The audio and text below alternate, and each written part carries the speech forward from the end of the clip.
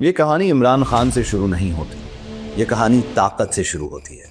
وہ طاقت جو حکومتیں نہیں بناتی بلکہ حکومتوں کے بیانیے بناتی ہے۔ دنیا میں طاقت ہمیشہ حکومتوں کے پاس نہیں ہوتی، کچھ طاقت خاندانوں میں صدیوں تک منتقل ہوتی رہتی ہے۔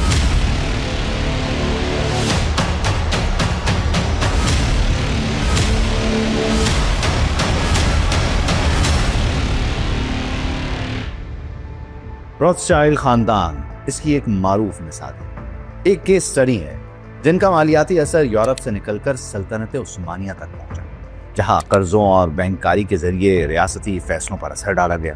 اسی طاقت کے ماڈل کا برطانوی ورژن گولڈ سمتھ خاندان میں نظر آتا ہے۔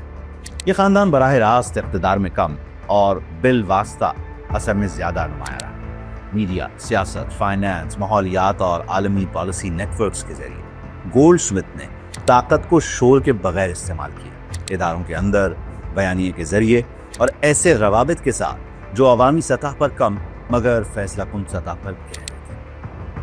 آج ہم بات کر رہے ہیں عمران خان کے سابق سسر، دنیا کے طاقتور ترین یہودی ارب پتیوں میں سے ایک سر جیمز گولڈ سمتھ کی۔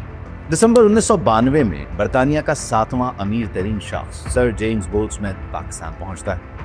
یہ کوئی ایسا دورہ نہیں تھا جس کا چرچا اخبارات میں ہوتا، مگر پاکستان کے باخبر حلقوں کے کان ضرور کھڑے ہو گئے۔ سوال یہ تھا کہ ایک کٹر یہودی، اسرائیل کا وفادار، آخر پاکستان کیوں آیا؟ جلد معلوم ہوا کہ وہ کراچی کے ساحل پر کسینو بنا کر جوئے کے کاروبار کا آغاز کرنا چاہتا ہے۔ اسٹاک مارکیٹ میں اربوں ڈالر کی سرمایہ کاری اور عرب سرمایہ پاکستان کے ذریعے گردش میں لانا چاہتا ہے، لیکن یہ سب ہو کیوں نہ سکا؟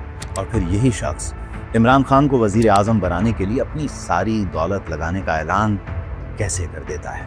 اس سوال کا جواب ڈھونڈنے کے لیے ہمیں سر جیمز گولڈ سمتھ کی زندگی کو سمجھنا ہوگا۔ جیمز کے والد فرانس میں 48 لگژری ہوٹل کے مالک تھے، جن میں مونٹی کارلو کا ہوٹل دی پیرس، کان کا کارلٹن، پیرس کا لوتیشیا اور یروشلم کا کنگ ڈیوڈ ہوٹل شامل تھے۔ 1933 میں جیمز گولڈ سمتھ پیدا ہوا۔ اس کا ابتدائی بچپن فرانس میں گزرا، مگر دوسری جنگ عظیم کے آغاز پر یہ خاندان ہٹلر سے جان بچانے کے لیے اپنے ہوٹل اور جائیدادیں چھوڑ کر بھاگنے پر مجبور ہوا۔ فرانس سے نکلنے والے آخری جہازوں میں انسانی ہجوم، چیخ و پکار اور خوف کے وہ مناظر جیمز کے ذہن سے کبھی نہ نکل سکے۔ جیمز گولڈ سمتھ کی زندگی دولت، عورتوں اور طاقت کے گرد گھومتی رہی۔ اس کی کئی شادیاں، ناجائز تعلقات اور درجنوں بچے تھے۔ اینابل لانی کے ساتھ تعلقات کے نتیجے میں جمائمہ گولڈ سمتھ پیدا ہوئی۔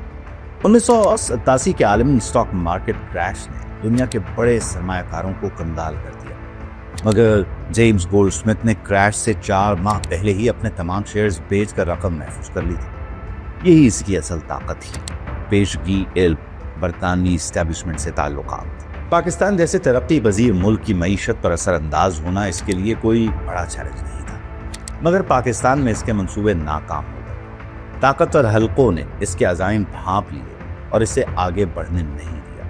لیکن جاتے جاتے جیمز گولڈ سمتھ کے ذہن میں ایک نام رہ گیا، عمران خان۔ 1992 کا ورلڈ کپ پورا پاکستان عمران خان کے ساتھ تھا، ان کے نام پر تھا۔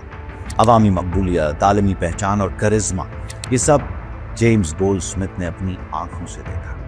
1994 میں لندن کے ایک نائٹ کلب میں، جو خود گولڈ سمتھ خاندان کی ہی ملکیت تھا، عمران خان اور جمائمہ کی پہلی ملاقات ہوئی۔ چند دنوں میں جمائمہ عمران کے فلیٹ میں منتقل ہو گئیں۔ پاکستان کے دورے، قربت اور پھر شادی کا فیصلہ۔ سب سے بڑا سوال یہ تھا کہ ایک کٹر یہودی جو اسرائیلی مفادات کا کھلا حامی تھا، اپنی بیٹی کی شادی پاکستانی مسلمان سے کیسے قبول کر سکتا ہے؟ ظاہری طور پر اس نے مخالفت کی، مگر یہ مخالفت زیادہ دیر نہ چلی۔ عمران خان کو بلا کر اس نے کہا کہ یہ شادی دونوں کے لیے مسائل پیدا کرے گی، مگر کچھ دن بعد جمائمہ نے بتایا کہ والد مان گئے ہیں۔ شادی کے بعد سر جیمز گولڈ سمتھ کا بیان پاکستانی میڈیا کی زینت بنا کہ وہ عمران خان کو وزیر اعظم بنانے کے لیے اپنی ساری دولت بھی خرچ کر دے گا۔ 1997 میں جیمز گولڈ سمتھ کا انتقال ہو گیا، مگر یہ وعدہ ختم نہیں ہوا۔ 2004 میں عمران خان اور جمائمہ کی طلاق ہو گئی۔ دنیا کی بڑی طلاقیں ہمیں بتاتی ہیں کہ علیحدگی کے بعد تعلقات ختم ہو جاتے ہیں، دولت تقسیم ہو جاتی ہے اور راستے جدا ہو جاتے ہیں۔ بل گیٹس، جیف بیزوس جیسے لوگ اس کی مثالیں ہیں۔ مگر یہاں کہانی مختلف رہی. طلاق کے بعد بھی جمائمہ عمران خان کے ساتھ کھڑی رہی. پاکستان تحریک انصاف کی بین الاقوامی image building, social media narrative, Europe اور برطانیہ سے چلنے والی مہمات، یہ سب جاری رہا. جبکہ اتنی مالی اور میڈیا طاقت عمران خان کے پاس خود کبھی بھی نہ تھی. یہ کہانی صرف عمران خان کی نہیں رہی، یہ کہانی گولڈ سمتھ خاندان کے انفلوئنس ایکو سسٹم کی ہو جاتی ہے. گولڈ سمتھ خاندان محض دولت کا خاندان نہیں رہا. یہ خاندان برطانوی سیاست، یورپی میڈیا اور امریکی فارن پالیسی سرکلز میں ایجنڈا سیٹنگ پاور رکھتا رہا ہے. سر جیمز گولڈ سمتھ خود صرف ایک سرمایہ کار نہیں تھے، وہ برطانوی سیاست میں ریفرینڈم پارٹی کے بانی بھی تھے.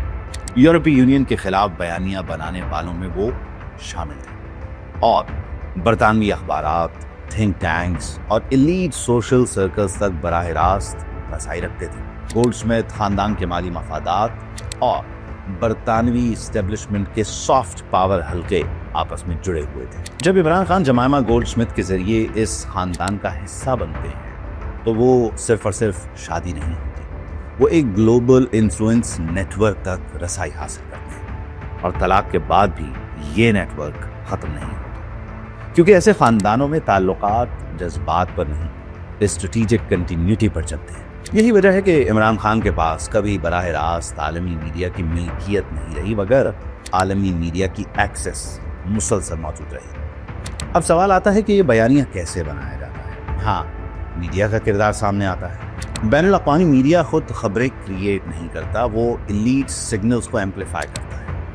جب ایک بیانیہ واشنگٹن، لندن اور یورپ کے پالیسی سرکلز میں قابل قبول بنا دیا جائے تو وہی بیانیہ اخبارات، TV screens, opinion columns, ان سب میں منتقل ہوتا ہے. یہی وجہ ہے کہ عمران خان کے معاملے میں ہم ایک کوآرڈینیٹڈ نیریٹو پیٹرن دیکھتے ہیں. پہلے زلمے خلیل زاد جیسے پولیٹیکل انسائڈرز کے بیانات آتے ہیں، وہی زلمے خلیل زاد جن کے جمائمہ خان کے ساتھ تعلقات اور امریکی نیو کون اور چائنیز پالیسی سرکل سے روابط کوئی راز نہیں ہے. اس کے بعد عمران خان زوم میٹنگز اور براہ راست پیغامات میں اسی فریمنگ کو اپناتے ہیں. پھر برطانوی اخبار دی ٹیلی گراف اسی وقت ایک تحریر شائع کرتا ہے.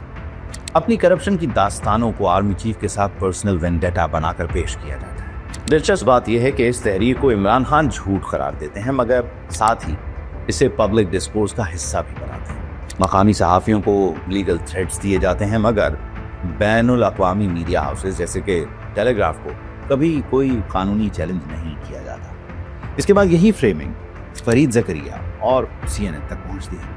پھر فرانسیسی اخبار لیوانڈے اسی اینگل پر انٹرویو شائع کرتا ہے، اور پھر یہی بات ٹویٹر اسپیسز، انٹرنیشنل انٹرویوز اور گلوبل فورمز پر دہرائی جاتی ہے. یہ سب ایسے نہیں ہوتا کہ کوئی ایک بٹن دبا دے اور سب چل پڑے. یہ ایک ٹیئرڈ انفلوئنس سسٹم ہوتا ہے جس میں پولیٹیکل انسائڈرز سگنل دیتے ہیں، میڈیا آؤٹلیٹس ایمپلیفائی کرتے ہیں، پولیٹیکل فگرز اسے اڈاپٹ کرتے ہیں اور عوام اسے آرگینک سمجھنے لگتے ہیں. کبھی دی انٹرسیپٹ میں خبریں چھپ جاتی ہیں. ویسے آپ کو یاد ہوگا یہاں ایک نئی کہانی کریٹ کی جاتی ہے کہ ایک امریکی ڈپلومیٹک کیبل کسی فوجی افسر نے لیک کیا. کبھی فارن پالیسی میگزین پر، پھر اس کے بعد عمران خان کی بہنوں تک کی international media Axis, Alima Khan کے بین الاقوامی میڈیا انٹرویوز، پھر ایک ہی کہانی کی ریپیٹڈ ریسائکلنگ، اور آخر میں عمران خان کے بیٹوں کو سامنے لایا جاتا ہے تاکہ نیریٹو کو ایموشنل لیجیٹمیسی دی جا سکے. یہاں مظلومیت ایک حادثہ نہیں، یہ ایک ڈیزائنڈ پرسیپشن ہے. یہ اس لیے ممکن ہوتا ہے کیونکہ گولڈ سمتھ خاندان جیسے نیٹ ورکس، سرمایہ، میڈیا ایکسس اور فارن پالیسی انفلوئنس تینوں کو ایک ساتھ آپریٹ کرتے ہیں. آج عمران خان قید میں ہے، اقوام متحدہ کی آوازیں، عالمی میڈیا کا دباؤ، حتیٰ کہ بشرا بی بی کے حقوق پر بھی بات ہو رہی ہے. یہ بیانیہ بار بار کیوں بدلا جا رہا ہے؟ ہم آپ کو صرف یہ دکھا رہے ہیں کہ طاقت آج بندوق یا ووٹ سے نہیں، بیانیہ کے تسلسل سے چلتی ہے، کیونکہ طاقت اکثر خاموشی سے کام کرتی ہے اور تاریخ میں اس کے جواب ہمیشہ وقت کے ساتھ سامنے آتے ہیں.